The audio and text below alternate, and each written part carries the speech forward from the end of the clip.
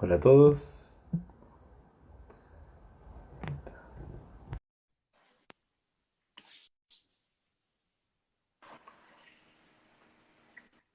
Ahora sí. Bien, 7:30, estamos a tiempo. ¿Se escucha bien, Alexis? ¿Se escucha bien? Perfecto. Perfecto. Genial. Vamos. Vamos. 7:30. Hola a todos. Gracias a los que nos están siguiendo en esta transmisión en vivo. Hoy, esta es una transmisión para que es a nombre de la Sociedad Científica de Estudiantes de Química y Farmacia de la Facultad de Química y Farmacia de la Universidad de Valparaíso. Y los queremos invitar a tener una tarde de conversación bastante relajada. La idea es que podamos aprender un poco sobre y discutir algunas cosas sobre la bioequivalencia. Y no quisiera robarme mucho el show, sino que quiero primero dar un mensaje que SOSEKIF les ha preparado para ustedes, para todos los que nos están siguiendo. Eh, bueno, el programa se llama SOCELATE. Y en nombre de la Sociedad Científica de Estudiantes de la Universidad de Valparaíso, les damos la bienvenida al primer capítulo de Socelate, este late que tiene como eslogan Una tarde de ciencia. Les damos la bienvenida para una serie de conversatorios online que van a ocurrir los días jueves a esta misma hora. Si siguen la cuenta de SOSEKIF de la Universidad de Valparaíso, van a encontrar las temáticas que se van a ir tratando semana a semana. Eh, y nosotros solamente somos participantes de esta gran iniciativa. No somos realmente SOSEKIF. No quiero robar ese eslogan. Queremos partir esta iniciativa agradeciendo la presencia de la audiencia a todos ustedes por seguirnos. Tenemos 128 personas en sala. Bastante impresionante. Buen trabajo, SOSEKIF, con la difusión. La gestión realizada por los miembros de SOSEKIF, que están constantemente haciendo un trabajo de hormiga en sus redes sociales, están siempre informando sobre temas de salud, un muy buen trabajo, y el apoyo de la Escuela de Química y Farmacia de la Universidad de Valparaíso. SOSEKIF es la primera sociedad científica de estudiantes de química y farmacia en Chile. Nace el año 2016 por iniciativa de estudiantes de la Universidad de Valparaíso, con el objetivo de acercar a la comunidad estudiantil a las ciencias de la salud y a las ciencias farmacéuticas. Esto es debido a que hay una gran necesidad de hacer difusión de las cosas que se hacen dentro de las distintas facultades de farmacia a lo largo del país, y también porque a veces los científicos complicamos mucho las cosas y lo que realmente necesitamos informar eh, para apoyar, por ejemplo, situaciones como la pandemia que hay hoy en día, lo podemos hacer conversando y acercando las temáticas en un lenguaje más alcanzable. Hoy el tema que nos toca tratar es la bioequivalencia en Chile. Contestaremos algunas de sus preguntas que vayan formulando a través del chat. Debo decir que como es nuestra primera versión, con Alexis nunca habíamos hecho un live, así que si no, si de repente pasan preguntas que no estamos respondiendo, es porque tecnicismos de aprender rápido sobre esta plataforma que nos preparó el equipo de SOSEKIF. Sin embargo, vamos a hacer nuestro mejor esfuerzo. Y el equipo de SOSEKIF está atrás, a través del chat, está ayudándonos como un apoyo logístico. También la SOSEKIF durante la semana y en preparación a esta actividad puso el espacio para crear preguntas a través de Instagram y Facebook. Esas preguntas nosotros las tenemos y son algunas que vamos a ir tratando que consideramos son las más importantes o que podrían ser interesantes de conversar y que van a llegar a una gran cantidad de personas que nos están siguiendo. También los invitamos a hacer dudas a través del chat. Como dije, vamos a hacer nuestro mejor esfuerzo en seguir la dinámica. sin mucho más, quiero presentar al profesor Alexis Aceituno y quizá que él se pueda introducir un poco. Alexis. Hola, Daniel. La verdad que estaba teniendo problemas de conexión serio. Entonces te escuché como la mitad y la otra mitad no. ¿Tú me escuchas bien? Yo te escucho perfecto. ¿Ah? Yo ¿Me te escucho escuchas bien. ahora? Sí. Ya. Eh, no, lo mismo. Dar las gracias a la SOSEQUIP de la Facultad de Farmacia por hacer o tener esta iniciativa de un conversatorio sobre un aspecto que es súper importante para nosotros los químicos farmacéuticos, relativo, ¿no es cierto?, a lo que es la bioequivalencia y cómo está avanzando en Chile en el tema. Así que, bueno, estamos dispuestos a aclarar algunas dudas y también a tratar de interaccionar lo más posible con la gente que está, digamos, unida a la transmisión en vivo. Ujú. Y, eh, y veo que hay mucha gente, lo que es interesante, por lo tanto, esperemos sacarle el máximo provecho a todo lo que está acá en este conversatorio. Alexis, Eso, Daniel. puedes decir un poco de tu background Ah, para sí, que sepa? bueno, yo soy como, sí, la verdad es que soy como medio de la casa porque en realidad soy docente también de la Universidad del Paraíso, Facultad de Farmacia, así que por ese lado también los chicos de la SOSEQUIP me invitaron, pero actualmente trabajo en el ISP, en el subdepartamento de biofarmacia y equivalencia terapéutica, de donde se establecen todo lo que tiene que ver con la parte técnica, ya no con las políticas de bioequivalencia, sino con la parte técnica. Por lo mismo, como te había conversado antes, ¿no es cierto, Daniel? La idea es que yo me puedo mover solamente en ese ámbito, ¿ya? En preguntas técnicas, resolver dudas técnicas. Porque todo lo que tiene que ver Sí, con políticas es algo que no puedo abordar, ¿ya? Porque no me corresponde. Eso. sí, no hay ningún problema. Perfecto, gracias Alexis. Eh, Bueno, yo me presento, soy Daniel Moraga, profesor de Tecnología Farmacéutica de la Universidad de Valparaíso y, y por lo tanto trabajamos mucho sobre este tipo de temáticas. Con Alexis ya somos amigos hace un par de años, así que un agrado que hagamos esto conjuntos, como partners. Y claro, también es importante destacar eso, de que el gran objetivo de esos equipos que tiene y este tipo de actividades es sacarnos un poco de este estrés que tenemos en el día a día, más con la pandemia y más con infoxicación que tenemos de tanta información que anda dando vuelta y traer un tema que nos eduque, un tema que nos ayude a aprender algo nuevo, irnos a la casa de algo nuevo, pero vamos a mantener toda la parte de políticas o cosas, como decía Alexis, que son más que nada de cómo ISP toma decisiones. No es la idea es solamente sobre la parte técnica, sobre aprender sobre bioequivalencia. Y bueno, para concluir, como realmente para dar inicio a esto, Soseki espera que realizar un buen conversatorio, dejando de lado todas estas formalidades de la ciencia y quizá que podamos tener esta conversación fluida lo más que se pueda. Esperamos que todos puedan participar y demos inicio a esto. Bueno, Alexis, ya que tengo esta función que me dio Soseki, un poco de moderador para esta Ujú. actividad, creo que una de las preguntas más globales, perdón, más puntuales para comenzar es, ¿desde cuándo comenzó la bioequivalencia en Chile? La bioequivalencia es mucho más antigua de lo que todos creen, porque comenzó por allá por el año 2004, cuando se tiraron los primeros lineamientos sobre la política nacional de medicamentos. Y en esos años ya existía un interés por contar con productos genéricos de calidad, ya que eran así como se definían en ese tiempo.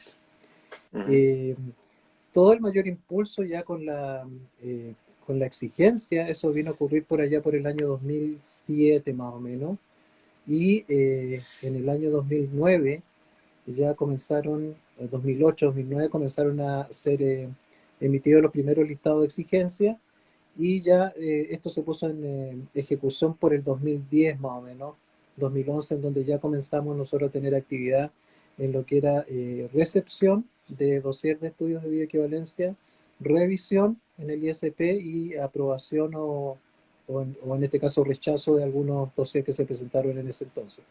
De tal manera que llevamos más de una década, mucho más de una década en bioequivalencia en Chile.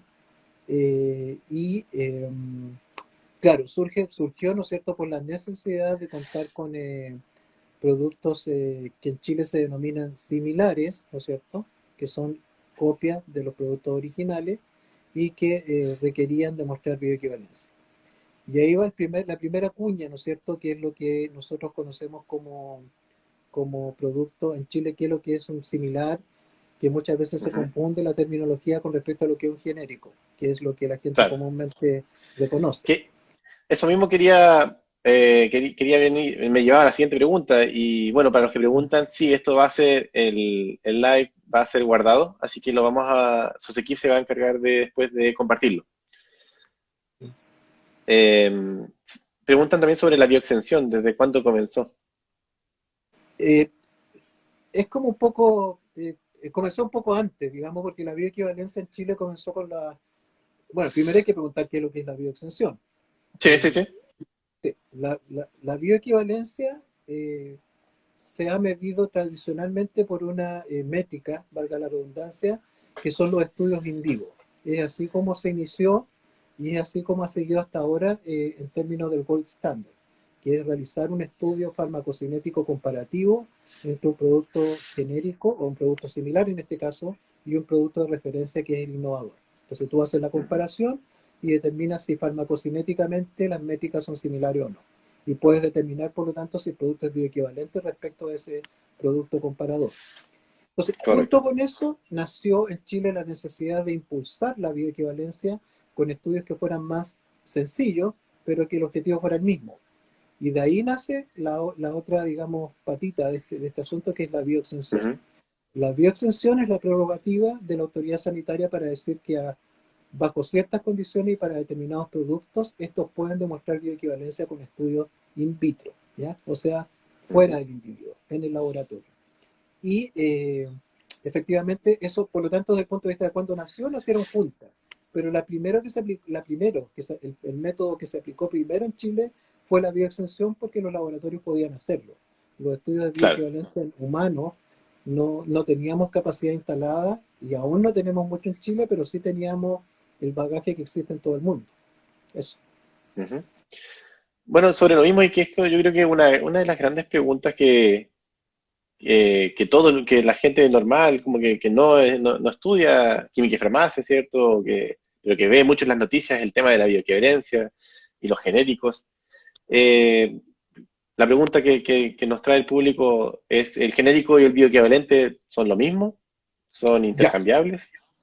Y ahí hay una serie de terminología que es un poco, no sé si confusa, pero es como muy amplia y que en Chile la gente habla de genéricos sin que en Chile exista una denominación como tal para productos que son copias, en este caso, ¿ya? Ujú. El genérico en Chile la gente lo reconoce como el producto que se expende con la denominación común internacional. Entonces, ese es el genérico, ¿ya? Para los chilenos, digamos. Genérico es Claro. un medicamento que se expende bajo la denominación común internacional, pero en términos prácticos, un genérico es más que eso. O sea, en términos, digamos, llevándolo a la nomenclatura internacional. ¿Por qué? Porque en Chile tenemos o productos nuevos o productos similares. Y dentro de los productos similares que están registrados en Chile hay productos que son con marca o con nombre de fantasía y productos que se expenden con la denominación común internacional. Ahora, de ese grupo, si uno tuviera que someter, es decir, si están sometidos o no a la exigencia, es para ambos. Es decir, productos con nombre de fantasía y productos con denominación común internacional están sujetos a demostración de bioequivalencia o estarán eventualmente cuando ingresen a los listados de exigencia. Y Ujú. por lo tanto, cuando la gente habla de genérico, habla como pensando en que el genérico es el que se vende en las farmacias, por ejemplo en la CIMI o en farmacias de ese tipo, en donde los productos que abundan son aquellos que tienen la denominación común internacional. Pero no, un genérico en términos globales, por ejemplo, si uno pensara, por ejemplo, cómo se define un genérico en Estados Unidos o en Europa, los genéricos son todos, son los productos con denominación común y son los productos que tienen nombre de fantasía. Y además, lo más importante es que un genérico en el mundo tiene que ser bioequivalente, si no, no es genérico. ¿Ya? Esa es la razón por la cual en Estados Unidos, por ejemplo, cuando uno habla de un genérico, no duda, ¿no es cierto?, de que el producto es bioequivalente o no, porque tiene que demostrarlo desde el comienzo del proceso de registro. Y eso ha llevado, ¿no es cierto?, a cierta enredo, por decirlo así, un poquito de confusión en términos de la terminología que se utiliza en Chile, y que es media un poquito enredada. Claro, técnicamente se nos han ido mezclando los conceptos por un tema de que al tratar de normalizar lo que tenemos internacionalmente con lo que tiene Chile, ahí ha pasado la problemática. Correcto. Agradecen tu aclaración en el chat. Ojalá que haya quedado También nos... claro. Em, bueno, hay una pregunta que dice, ¿es cierto que es eso que dicen que en teoría los genéricos son por definición bioequivalentes, pero que en Chile los llamamos mal? Es lo que acabas de explicar más o Es menos, lo que acabo de explicar. prácticamente. En el mundo genérico, en el mundo desarrollado, estamos hablando, no en el mundo desarrollado, países que tienen agencias de alta vigilancia sanitaria, un genérico es bioequivalente. En Chile, Ujú, un producto puede o no ser bioequivalente dentro del grupo de los similares, que incluye a los con denominación común internacional y a los que tienen marca, y bajo esa restricción, en Chile tenemos algunos que han demostrado bioequivalencia y otros que no. En este momento, si hablamos con respecto a los sólidos que son de administración oral, son la mayoría. Un grupo importante de esos productos ya ha demostrado ser bioequivalente y por lo tanto se identifican, ¿no es cierto?, con una franja amarilla. La franja amarilla que está en el estuche secundario y que dice bioequivalente. Eso le da ujú, al producto le otorga, ¿no es cierto?, el atributo de que efectivamente la bioequivalencia se hizo en él, o el estudio. ujú. Claro. Bueno, una de las... para ir avanzando un poco también en las otras temáticas, no estoy ignorando lo del chat. Hay una pregunta que ya la tenemos incluida, por eso que ¿Mm? no la voy a preguntar ahora mismo. ¿Mm? La última pregunta que apareció ya va a aparecer más adelante. ¿Sí? Estaba viéndola Eh, ahí. ¿Mm? sí, una de las preguntas es también que nos habían mandado antes es, bueno, ¿qué organismo se encarga de asegurar la bioequivalencia de los medicamentos en Chile y qué estándares debe cumplir y cuándo se fiscaliza el proceso? Ya, bueno, el organismo técnico el Instituto de Salud Pública y dentro del Instituto de Salud Pública hay un departamento que es específico, que es el ANAMED, Agencia Nacional de Medicamentos. Ese departamento entonces tiene tiene varias funciones. La primera es la de revisión, ¿no es cierto?, de los protocolos y de los estudios que se presentan al ISP. O sea, uno los revisa, los aprueba con una resolución y se los entrega al titular. Eh, Cuando hablamos de protocolo es el diseño del estudio, cómo lo voy a hacer. Entonces ahí nos entrega la receta. El estudio de bioequivalencia lo voy a hacer con tantos voluntarios, lo voy a hacer con esta metodología, lo voy a hacer así y ya está, y uno lo aprueba. Entonces, eso es una cosa. Ujú, Y lo segundo que nosotros aprobamos son los estudios, que es cuando presentan ya el resultado final propiamente tal. Entonces, eso es primero, todo lo que tiene que ver con protocolos y estudios, no solamente los in vivo, sino que también hablo de las potenciales bioextensiones, que también se hace de la misma manera. Y lo otro es la autorización de centros de estudio y equivalencia, que también lo hacemos nosotros, eh, para lo cual, ¿no es cierto?, vamos físicamente al centro de bioequivalencia respectivo y analizamos que cumpla con las condiciones mínimas que nosotros exigimos para un funcionamiento adecuado como centro de estudio de bioequivalencia. Por ejemplo, ujú, hemos hecho algunas autorizaciones en países lejanos, como la India, en América, en varios, en Argentina, Colombia, México, eh, y en algunas ocasiones también podemos reconocer, por ejemplo, con Brasil, como ellos tenían mucho más avanzada la bioequivalencia in vivo, tenemos algún reconocimiento de centros que ejecutan también estudios allá. Normalmente, aunque los centros estén reconocidos, Sobre, al final, sí, dime. No, Dime. perdón, solamente no te quería parar, pero una de tu habías dicho de que no teníamos, o que faltaba todavía desarrollarse la bioequivalencia aquí para hacer los estudios, ¿cierto? Pero ¿hay estudios que se hacen, Sí, aunque sean pocos? sí, se hacen Perfecto. todavía porque lo que se hizo, digamos, inicialmente era que en Chile autorizamos como 7 centros in vivo. Al comienzo, cuando estaba comenzando la bioequivalencia, hubo mucho interés por desarrollar centros in vivo en Chile, pero esos fueron muriendo en la medida de que fue pasando el tiempo y en la actualidad tenemos solamente 2 centros que están activos, uno que es en Santiago, privado, y el otro que es en Concepción. ¿Ya? Entonces tenemos muy poquito porque, no sé, a lo mejor se gestionaron mal o no tuvieron como tanto espíritu de negocio, porque en el fondo es un negocio, y fueron de a Ujú. poco desapareciendo. Entonces, sí, en Chile se hacen, sí, se hacen ¿Ya? hartos no, pero los centros que tenemos funcionan relativamente, o sea, bastante bien, sí, con toda la tecnología. Aquí, aquí hay una pregunta interesante del público. Dicen, ¿qué requisitos eh, debe tener un voluntario para entrar a un estudio de bioequivalencia? Que sea sano, lo primero, tiene que ser sano, porque acuérdense que si bien es cierto, esto se parece un poco a un estudio clínico, o sea, la gran diferencia es que nosotros en un estudio de equivalencia trabajamos con voluntarios sanos. Y eso significa tener parámetros medidos, medibles, de algunas funciones principales para tener una buena farmacocinética o una farmacocinética no alterada, que tenga la función renal normal, función hepática normal. Eh, Algunos centros también hacen algunos ensayos de la función pulmonar, que no es tan importante en este caso particular. Y también el rango de edad. Normalmente son adultos jóvenes, que van entre tiene que ser mayor de edad, entre los 18 y los 50 años más o menos es el rango etario para este tipo para estudios en vivo, digamos. Ujú. Eh, ¿Cómo? Ups. Bien, estamos entonces, está mirando otras preguntas, si es que había alguna que se me había pasado. No, no, no, Pero tranquilo.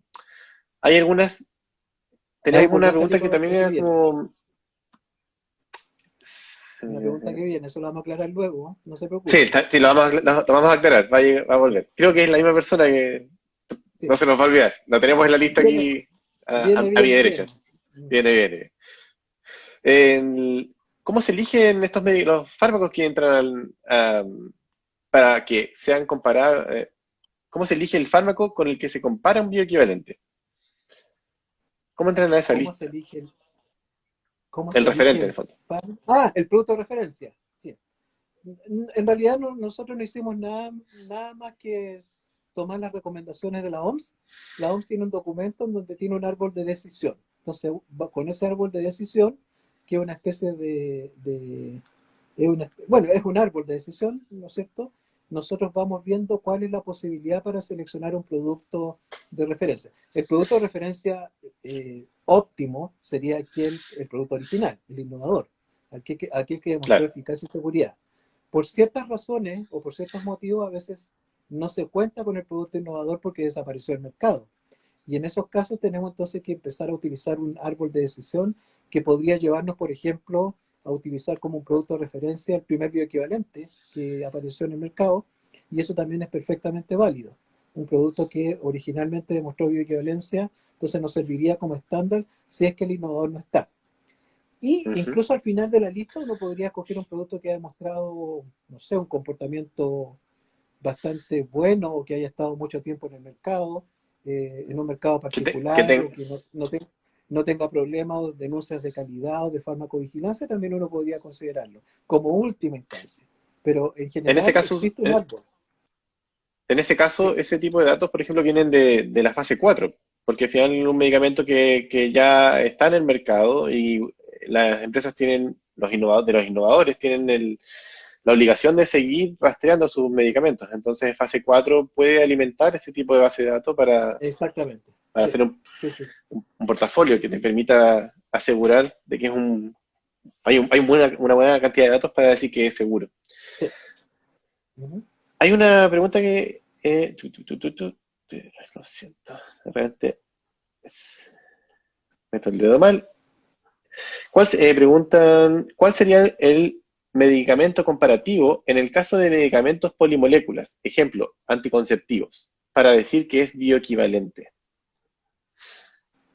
A ver, repítela de nuevo. ¿Cuál sería? Dice, ¿cuál sería el medicamento comparativo en el caso de medicamentos polimoléculas? Suena como que tengan más de un Ya, medicamento. ya, sí, Ejemplo, ya. anticonceptivos, para decir que es bioequivalente. Estamos hablando, si entiendo un poco la pregunta. Por ejemplo, un anticonceptivo, cuando hablamos de combinaciones, eso es, combinación a dosis fija, Ujú, es decir, hay un principio más de un principio activo por forma de farmacéutica, lo que uno hace es lo mismo, es tomar el producto que es el original. En este caso, se toma si es un anticonceptivo, se toma la molécula original y contra ese se tienen que comparar los productos, ¿no es cierto?, que son copias. Pero quería hacer un alcance ahí. Cuando tenemos situaciones en las cuales el producto farmacéutico es una combinación y resulta que, no estoy hablando de anticonceptivos, sino que estoy hablando de combinación a dosis ujú, fija. Tenemos un producto que es una combinación a dosis fija y, no, y tenemos los mismos productos pero separados, es decir, como monodroga en referencia, uno perfectamente podría hacer un estudio también con ellos. Es decir, tendría que ser dos estudios, un estudio contra un principio activo y el otro estudio contra el otro principio activo, porque en ese caso los referentes vendrían, es como separado, eso es permitido también. O sea, si tenemos una ujú. combinación a dosis fija que quiere demostrar bioequivalencia y no tenemos un producto de referencia en combinación, uno lo puede hacer de manera individual con cada uno de los monodrogas de referencia. Ujú. Hay unas preguntas que están también apareciendo. Por ejemplo, le preguntan cómo sería el estudio de un bioequivalente para una formulación pediátrica, si los voluntarios tienen que ser mayor de edad. Uh, no, lamentablemente Eso es. no, lamentablemente es una situación pendiente, porque obviamente estudios de bioequivalencia no se pueden hacer en niños, y todavía ahí dependemos de que una formulación bioequivalente que se prueba en un adulto joven o adulto joven, estamos hablando de un adulto joven, eh, eh, incluso a recordar que los estudios clínicos también se hacen cuando es una molécula nueva, los estudios clínicos también se hacen en ese tipo de poblaciones promedio, ¿ya? En un rango Ujú, etario no sé, pues de los 18 a los 50 años por ahí.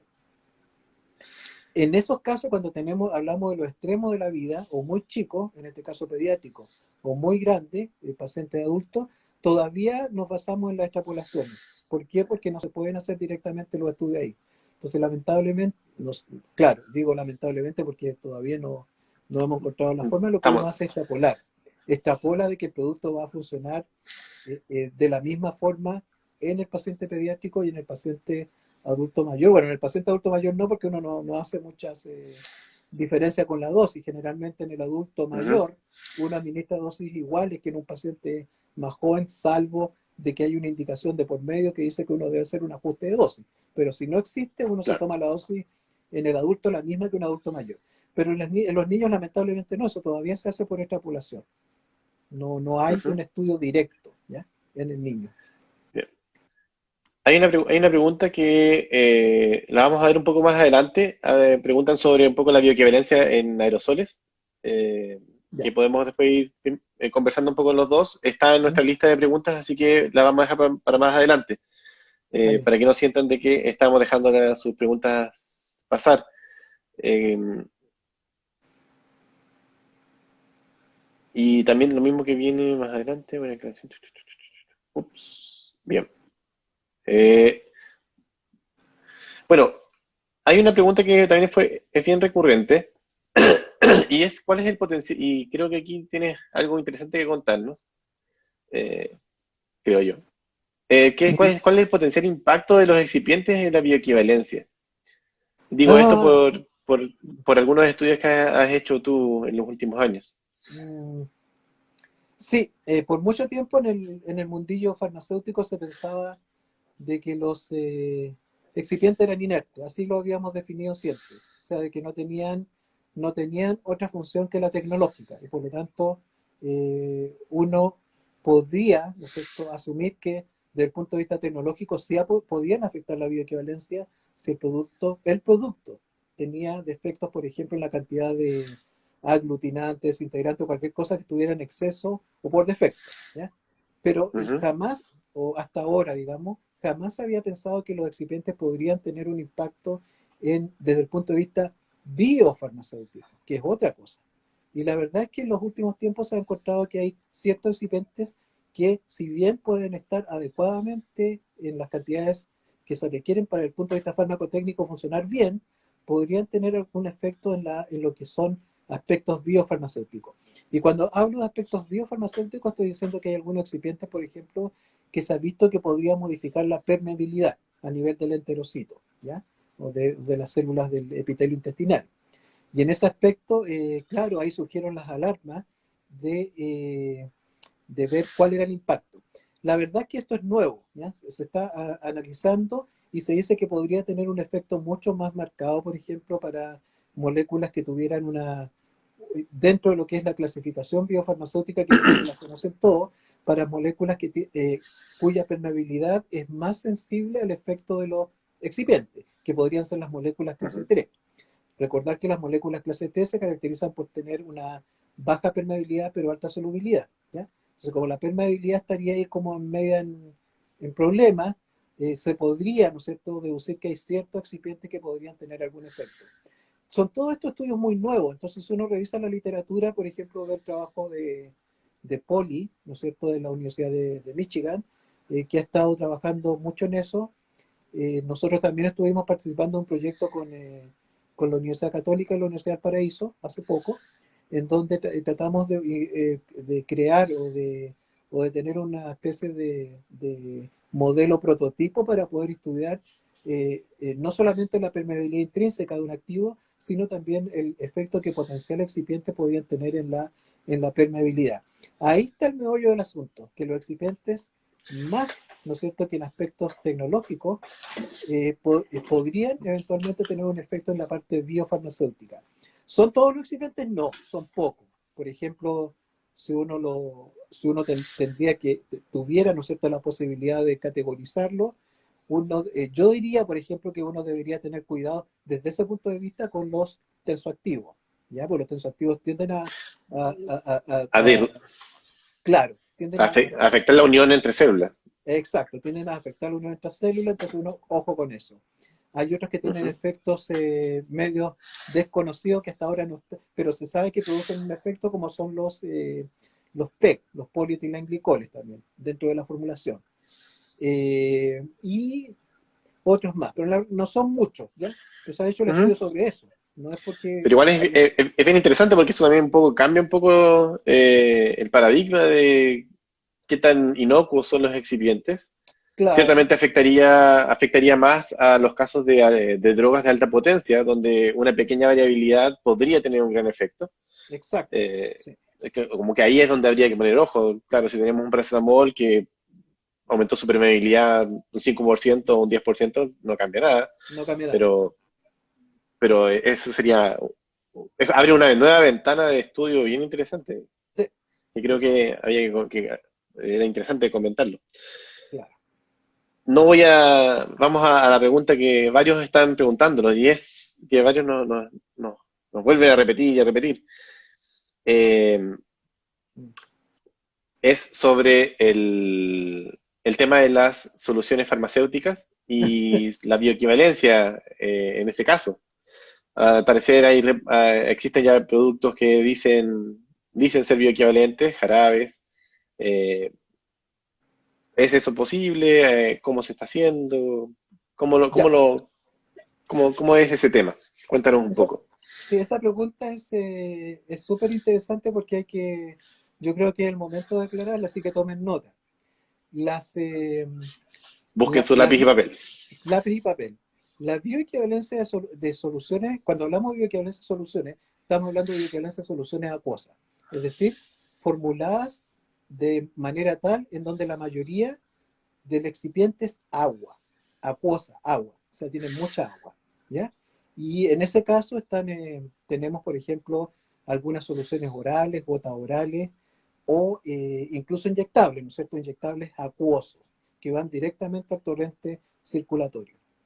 Bajo esa consideración, formulaciones que básicamente el excipiente principal es el agua y en donde el activo, por lo tanto, está disuelto a nivel molecular, es decir, es una dispersión molecular, lo que uno puede asumir es que ese producto es bioequivalente a cualquier otro, es bioequivalente per se. Esta no es una invención de Chile, esta misma definición la utiliza la EMA y la utiliza la FDA.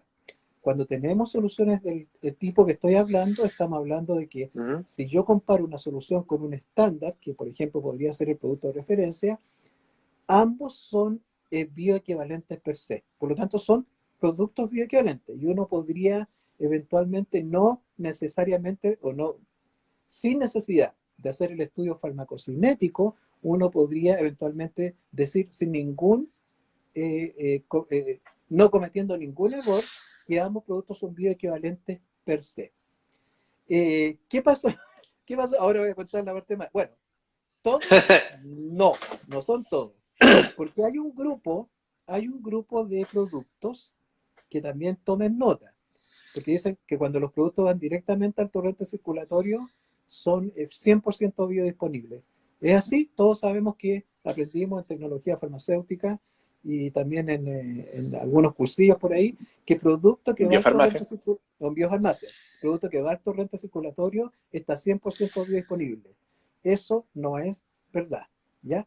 ¿Por qué? Porque tenemos productos que, por ejemplo, se formulan en dispersiones coloidales, como por ejemplo los liposomas, una dispersión de ese tipo, ¿no es cierto? Que es como una especie de nanoencapsulación del activo, en donde el activo Ujú. adentro del liposoma, yo inyecto el liposoma a la sangre, el liposoma es Pero el no, encargado de determinar la biodisponibilidad. Por lo tanto, en esos correcto. productos, ¿es necesario un estudio farmacocinético? La respuesta es sí. Uno no puede en esos casos asumir que si la formulación es liposomal, inyectable, va a ser bioequivalente per se, porque puede que por los excipientes que se utilizan en la formulación, ¿no es cierto?, de los liposomas, colesterol, fosfolípidos y otros, que pueden variar, la biodisponibilidad sea distinta. Entonces, para esos productos es necesario que demuestren bioequivalencia. Y en esos casos particulares la biodisponibilidad no está garantizada que sea un 100%. ¿Ya? En todos O los sea, otros técnicamente casos podemos hacer cuando tengamos un vehículo en el fondo, un transportador, como el caso de los liposomas, o un intermediario que pueda tener algo que ver con la entrega del medicamento, ahí es donde hay que evaluarlo. Exacto. Y no podemos decir que el Ujú. medicamento está 100% biodisponible porque su biodisponibilidad está determinada por el vehículo. ¿Ya? Es por la micro. ¿Quién lo lleva? ¿Ya? Depende cómo se porte la Correcto. micro. ¿Ya? Eso es una cosa. Y lo segundo, que también por ahí estaban preguntando harto, es por qué, por, por qué el ISP, ¿no es cierto?, ha otorgado la condición de equivalente terapéutico a ciertos productos. La verdad es que cuando esto comenzó se nos vino un poco la avalancha de consultas y nos encontramos que los titulares conocían poco de su formulación, ¿ya? Y hemos tenido que modificar el decreto original que establecía la condición de QT para soluciones acuosas. Y eso nos llevó, por ejemplo, a definir que un producto que quería demostrar bioequivalencia en solución acuosa tenía que tener al menos un principio activo identificable. Y frente a ello, ¿no es cierto?, hemos decidido, por lo tanto, revocar todas aquellas, o revocar parcialmente, ¿no es cierto?, todas aquellas resoluciones que salieron para productos que no deberían nunca haber utilizado el isólogo de bioequivalencia, como por ejemplo laxantes, como por ejemplo colutorio, como por ejemplo incluso las soluciones electrolíticas. Entonces hasta las soluciones electrolíticas que se administran por vía intravenosa, que contienen por ejemplo glucosa o cloruro de sodio o una solución de ring lactato, uno no lo puede considerar o no lo puede etiquetar como bioequivalente, porque no tienen un principio activo, lo que hacen es solamente reemplazar agua y Claro, electrolito. En el caso de un laxante podría estar formado por sales, ¿no es cierto?, que por efectos móticos agarran agua y producen un pero, ablandamiento de las heces. Eso tampoco. pero no hay un Entonces, medicamento. claro, todas esas situaciones se están normalizando y para que la gente se quede tranquila, eso va a desaparecer. Se puede Ujú. colocar el rótulo de bioequivalente en una solución de un medicamento que es administrado por vía oral, por ejemplo, en la forma de jarabe, y que contiene principio activo identificable, sí, se puede, ¿ya? Pero para eso, ¿qué es lo que hay que hacer? Verificar que la fórmula, lo que estábamos aplicando recién, no tenga ningún excipiente que pudiera, ¿no es cierto?, interferir con la permeabilidad del activo. Y así, por ejemplo, que en el caso de formulaciones en jarabe nos fijamos de que ahora me acordé de otro excipiente, que el contenido de sorbitol no exceda ciertos límites, especialmente si la formulación contiene algún principio activo o API de la clase 3. Entonces ahí nos fijamos. Eso, eso igual esto, aquí yo me meto, pregunta, los límites de excipientes que pueden utilizar las industrias aquí en Chile, ¿están basadas en algún lineamiento del ISP o, por ejemplo, la FDA tiene una lista de productos inactivos que pueden utilizar y tienen límites ya definidos que se le informa a la población? ¿Cómo lo hacen? Es básicamente lo mismo. Nosotros utilizamos esa base de datos, más o menos para guiarlo. Por lo tanto, nos sirve a nosotros de Perfecto. referencia para no tener formulaciones con exceso de excipiente o que estén por sobre las cantidades que aparecen allí. ¿Mm? Ahora vamos un poquito mirando lo que nos dice la gente. Dice, preguntan sobre si los bioequivalentes, se habla mucho de que el bioequivalente en el fondo no tiene el mismo efecto que el de referencia. Esto más que nada llega un poco a opinión porque al final cuando uno va a lo técnico, el dato dice que son iguales, ¿cierto? Entonces no hay mucho más que decir. Pero tu opinión sobre, ¿qué crees tú sobre eso? Claro, lo que pasa es que cuando te hacen ese tipo de consulta, uno tiene que tener la evidencia. Cuando uno Mm. hace un estudio de bioequivalencia cruzado entre un producto de referencia y un producto en estudio, el producto copia, y encuentra que los parámetros farmacocinéticos son muy parecidos o están dentro de los intervalos estadísticos de confianza, ese es un parámetro objetivo, ¿ya? La bioequivalencia, el estudio, es objetiva, no es subjetiva, no está sujeta a nuestro olfato. No estamos diciendo, sí, me parece que el producto es Mm. bioequivalente respecto a un innovador. No, lo que tenemos son métricas, hay medidas. Nosotros medimos algo, Ujú. medimos parámetros, medimos área bajo la curva, medimos las constantes, ¿no es cierto?, de eliminación, medimos Cmax, ¿no es cierto?, y por lo tanto son absolutamente medibles. Entonces, cuando algunas personas dicen de que no es igual, yo le pregunto, bueno, ¿y cuál es la evidencia? Pues aquí todo tiene que estar basado en evidencia. Uno no puede decir que no es igual por el olfato. O sea, ahí hay una suerte de, discrepancia porque yo a veces me ha tocado, por ejemplo, en reuniones especialmente con la gente de clínica en donde he tenido los mismos reparos. Entonces, siempre consulto cuál es la casuística, cuál es el problema. Ustedes han hecho un seguimiento, ¿no es cierto?, para ver si efectivamente el producto no es igual. Han tenido muchos pacientes, pocos pacientes, etcétera, y la verdad es que a veces son situaciones en las cuales no se parece de eso. Entonces uno que ahí está un poco también en la duda. Sin embargo, yo creo que igual la duda es válida.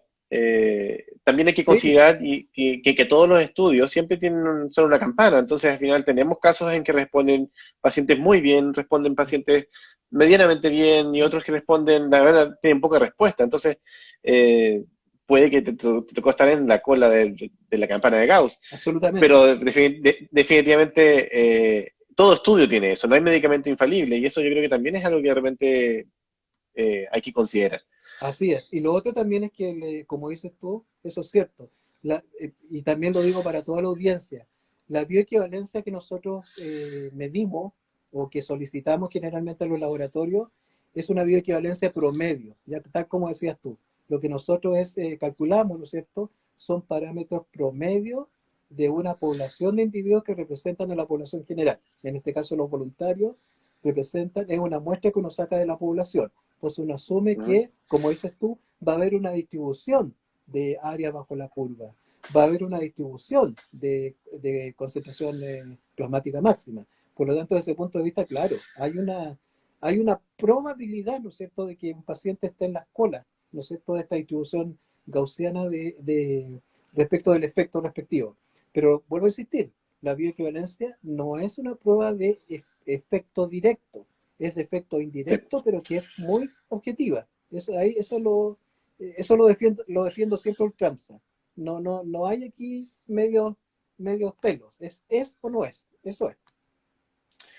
Mira, el tiempo la verdad que es limitado, le digo a la audiencia, tenemos un tiempo que se nos va a cortar la transmisión, así que quiero avanzar un par de temas sin enfrascarnos mucho en esta discusión, eh, a otros temas que queríamos revisar y por eso podemos ir también a un tema que haya aparecido sobre los inhaladores farmacéuticos, que a mí en lo personal me llega mucho, es un tema que es mi área de estudio y lo hemos conversado un par de veces también porque estamos en trabajo con el ISP, hemos estado yendo a hacer esa revisión. Y es como cómo está planteando el ISP la bioequivalencia en el caso de los inhaladores farmacéuticos. Eh, Ya, sí, mira, parte tú, vamos conversando. nosotros hemos elaborado, lo tuve que mover un poco porque se me había Sí. el audio. Hemos elaborado, todavía no está aprobada, pero nosotros ya tenemos la guía que establece las directrices técnicas que le vamos a entregar a la industria para realizar estudios de bioequivalencia en aerosoles. Y como, bueno, tú sabes mejor que yo, es alternativa, varios caminos, y bueno, lo que le estamos diciendo a la industria, emplee todas estas vías posibles para poder llegar al resultado que usted busca, que es comparar su producto respecto al innovador, ¿ya? Y, y Ujú. si bien es cierto, hay como dos grandes posiciones, una que es la norteamericana, que es prácticamente pasar por toda la batería de pruebas para definir bioequivalencia de aerosoles. Lo que nosotros hemos hecho es que en lugar de pasar por toda la batería, se haga una especie de step by step, o sea, ir prueba a prueba y ver en qué etapa el producto cumple la bioequivalencia. Si no la cumple antes, por ejemplo, en la parte de la descripción in vitro, bueno, estamos en problema. Después tendría que pasar a la farmacocinética, y si la farmacocinética va a falla, ya tendría que pasar a una fase en donde debería demostrar bioequivalencia por estudios farmacodinámicos, ¿ya? Entonces, desde ese punto de vista, Ujú. nosotros hemos optado, ¿no es cierto? Y así aparece en la guía, por un approach más paso a paso, ir viendo Sí, que cuál es la etapa en donde el producto cumple. cuando lo hemos conversado también, cuando he visitado el ISP, el trabajo parece que vamos a ir hacia una tendencia tipo europea, Sí, donde primero va el estudio in vitro, sí.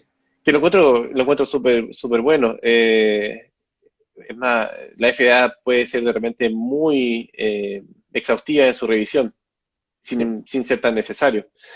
Un poco yo para contarle a la audiencia cómo funciona el análisis para comparar bioequivalencia, prácticamente es hacer el estudio in vitro en un impactador de cascada, que es un equipo que simula un pulmón. Libera una dosis dentro de este pulmón artificial, el impactador divide la dosis por tamaño de partícula, donde las gotas que son pequeñas, o las partículas de aerosol que son pequeñas, bajo 5 micrones, llegan al pulmón. Esas son las que van a terminar haciendo el efecto, y las que tienen tamaños superiores terminan quedando en la boca, en la zona orofaringe. Eh, Prácticamente la idea es comparar, en vez de así como usualmente tradicionalmente usamos un test de disolución para un comprimido, se hace esta prueba, se hace el test de disolución, se disuelven las partículas que quedan en la parte de este pulmón artificial que se sabe que va a llegar al pulmón y se comparan los desempeños entre dos productos para ver si tienen la misma, van a llegar ambos a la misma región. El, el tema da para mucho, es súper largo, y no creo que debamos andar mucho ahí, pero aún nos queda tarea por hacer. Nos queda mucho yo creo que en Chile tenemos muchos medicamentos que están dando vuelta y que tenemos la oportunidad ahora de evaluarlos y que ver si cumplen o no con los parámetros eh, para que puedan entrar con seguridad a Sí. En Chile no al se uso. fabrica, ¿no? Por si acaso. No hay Ujú. fabricación Por- de estos productos, casi todos son importados. Todos son importados, ¿ya? Tanto ujú. innovadores como genéricos. Eh, Sí, en los últimos 10 minutos que ya nos van quedando, antes que se nos cierre la transmisión, eh, hay una pregunta que dice, ¿cuál es el estado de bioequivalencia de los fármacos en solución acuosa? Que ya un poco lo revisamos, ¿cierto? Ya lo revisamos, Y, sí. y aquellos en polvo para reconstitución. La Si misma estos son situación, considerados... es la misma, porque son polvos que se van a reconstituir en solución acuosa, por lo tanto aplica lo mismo. Una cosa que no mencioné, Daniel, es cómo se demuestra en ¿Sí? esos casos la bioequivalencia. Si son soluciones acuosas, de las descritas como mencioné antes, y que están en la norma respectiva, la bioequivalencia se puede demostrar con validación de manufactura, o sea, cumplimiento de GMP. Si cumplen GMP, te asegura de que el producto es igual lote a lote. Y como la bioequivalencia es Claro. intrínseca al producto, entonces uno puede asegurarse de que efectivamente el producto se va a comportar como bioequivalente. Parece que estás con los mismos problemas que yo. No, no, no, estoy Ah, tratando de mirar una pregunta que había visto que estoy seguro que dije aquí dice. Hola, respecto a las notificaciones de las RAM, reacciones adversas medicamentosas, de los bioequivalentes, ¿cómo los maneja el ISP con respecto a los riesgos de bioequivalencia de medicamentos ya autorizados como bioequivalentes? eh, ahí no podría darle mucho, o sea, nosotros tenemos un subdepartamento efectivamente que se encarga de lo que es la farmacovigilancia, pero no, mayor antecedente no podría ahondar ahí, pues no tengo detalle en este momento. ¿Ya? Ya. Bueno, hay las últimas temáticas que quería tratar, esto ya en los últimos minutos que nos quedan, un poco con la última pregunta que está apareciendo ahí sobre las hormonas y vacunas. Dice, hormonas y vacunas se deben hacer estudios de bioequivalencia y eso me lleva a la temática los biosimilares. Eh, Ahí hemos estado conversando un poco sobre ello, ¿cierto? Que son este tipo de productos que nacen de la producción de- desde un biológico y por lo tanto es muy difícil que el producto hecho en la industria A sea igual que el de la industria B. Por eso que son biosimilares. Eh, ¿Qué tiene el ISP pensado apuntar en esa dirección? Estamos, ¿Tenemos algún tipo de normativa básica o vamos para allá? Claro, y en la misma situación que te comentaba respecto a, la, a lo que es farmacovigilancia, en el caso de los productos que son biosimilares, ¿no es cierto? Los biosimilares como grupo, yo no soy mucho de esa área porque recordar que la Ujú, bioequivalencia está enfocada a genéricos que son productos de síntesis química. Cuando hablamos de biosimilares, estamos hablando de productos que, por claro. ejemplo, en donde se aplica la tecnología de ADN recombinante y por lo tanto generalmente estamos hablando de productos que son de naturaleza proteica, por ejemplo. A veces se trata de proteína o Sí. péptido, polipéptido, ese tipo de productos. Y en esos casos particulares, el biosimilar, haciendo el símil con lo que es bioequivalencia, correspondería como a la copia del producto innovador. Eso es un biosimilar. Es una copia de un innovador que en algunos países le llaman bioterapéutico. Así como el bioterapéutico es Ujú, el producto innovador y los biosimilares son las copias que se fabrican en función de él. Desde el punto de vista de la normativa, sí, nosotros tenemos una normativa, que es la norma 170, en la cual se establece los mecanismos que se pueden emplear para realizar los estudios de comparabilidad, que por ahí lo vi ujú, en una de las mensajes. Entonces ahí viene descrito qué ujú, tiene que hacer en los estudios de comparabilidad. Acuérdense que no solamente se debe comparar desde el punto de vista de la físico-química o de las características físico-químicas del producto, sino que también se deben hacer estudios preclínicos y clínicos en un número más chiquitito de pacientes, se hacen estudios farmacocinéticos y farmacodinámicos, pero todo de manera reducida, ¿ya? Como más chiquitito. sí. No se les pide De que hecho, hagan... tienen más un Dale. enfoque hacia la biodisponibilidad, hacia la, bien digo biodisponibilidad, farmacodinámica, sobre en el fondo cómo reacciona el paciente, sobre el efecto, más que si son realmente molecularmente iguales, porque eso es muy difícil de lograr. Ya, eso es que, Entonces, claro, ya estamos en una situación bastante más compleja que lo que es un producto. Acuérdense que un producto de síntesis química, generalmente estamos hablando de un promedio de masa molar de 500, por ejemplo, un poquito más. ujú, Y en el caso de estos productos que son muy complejos, estamos hablando de varios miles de Dalton.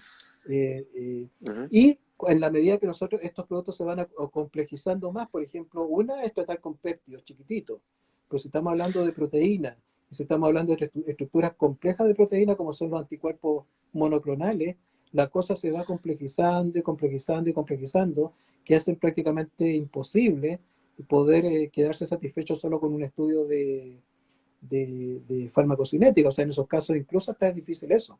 Y ahí Sí. lo que se apunta es a tener un estudio más farmacodinámico, más ver evaluar el efecto del producto. Ahora, igual Y esto es súper nuevo, la verdad, están los primeros productos recién saliendo de Estados Unidos, o sea, 2015 por ahí salió el primero, y ahora hace poco salió una copia del Humira, que es un, para la, ¿para qué era? Ah, lo olvidé. Ah, para la reumatitis, para las inflamaciones reumatoides. Entonces, como que es algo que está recién apareciendo en los primeros productos, pero para otro tema que yo te quería llevar también era sobre el tema de estas dispersiones sólidas amorfas, que son productos que prácticamente, ¿qué es lo que pasa? Que he estado últimamente leyendo harto. Estados Unidos cuando estaba estudiando es muy común, ya son productos que hay en el mercado hace 20 años, donde lo que han hecho es tomar estos medicamentos que solían estar en drogas tipo BCS2 y ahora solucionamos su problema de solubilidad, ya no tienen baja solubilidad, eh, y por tanto ahora lo que hicimos fue, ahora se comporta como un BCS1. mm, Entonces, ¿qué hacemos con él? Porque antes los BCS2 estaban como un poco de lado sobre la bioextensión, ¿cierto? No eran muy mirados, mm, y ahora entran. Entonces, era bien interesante esa temática, mm, porque todavía no se está resolviendo. En el fondo, ¿qué sí, hacemos con estos nuevos productos que antes los ignorábamos y ahora se comportan tan bien que mediante el proceso tecnológico de la extrusión en caliente o mm, el secado en spray, cambiamos la estructura molecular, ya no tenemos un cristal que es ordenadito y que le cuesta disolverse, y ahora tenemos un sistema amorfo, desarmado, fácil de que el agua pueda romper esa molécula, o sea, romper esa droga, la disolver más rápido y por tanto queda a disposición más rápido. mm, Técnicamente la solubilidad máxima total no cambia, o sea, en total tienes la misma cantidad de droga, pero en un tiempo muy corto, entonces está disponible, es más eficiente.